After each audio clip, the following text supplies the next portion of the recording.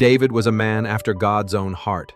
Before he was a king, before the giant fell, David was just a young shepherd boy, forgotten by his family, yet handpicked by God. His life would be filled with victory, betrayal, love, loss, and redemption. And through it all, one truth remained. David was a man after God's own heart. Our story begins in Bethlehem, in the quiet hills where Jesse's youngest son tended sheep. David was not the strongest or tallest among his brothers. In fact, when the prophet Samuel came to anoint the next king of Israel, Jesse didn't even think to call David from the fields.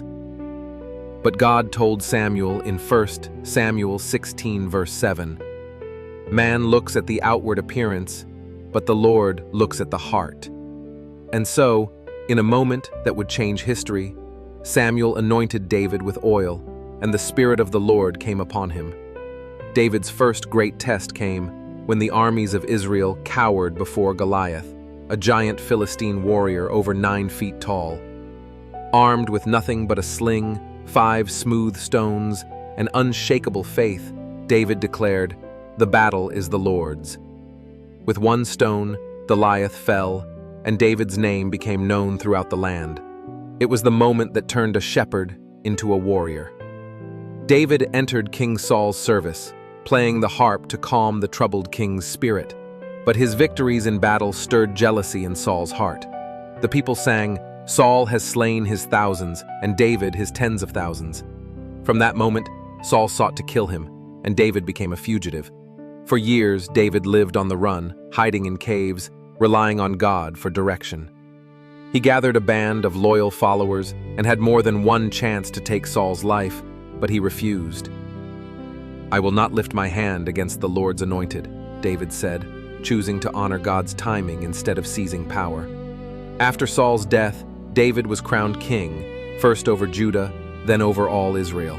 He made Jerusalem the capital and brought the Ark of the Covenant there, making worship central to the nation. Under David's leadership, Israel's borders expanded and the people prospered. But David was not perfect. His sin with Bathsheba and the arranged death of her husband Uriah brought severe consequences. Yet when the prophet Nathan confronted him, David's response was repentance. Psalm 51 records his heartfelt cry, "Create in me a pure heart, O God, and renew a steadfast spirit within me." Even in failure, David returned to God. David's later years were marked by family struggles, including the rebellion of his son Absalom. Still, he prepared resources for the temple, a vision completed by his son Solomon. After 40 years on the throne, David died, remembered as Israel's greatest king and a man after God's own heart. David's life teaches us that God can take the overlooked and make them great. He shows us that victories come through faith, that authority is a gift from God. Most importantly, from David's lineage came the Messiah, Jesus Christ, the Son of David, fulfilling God's promise.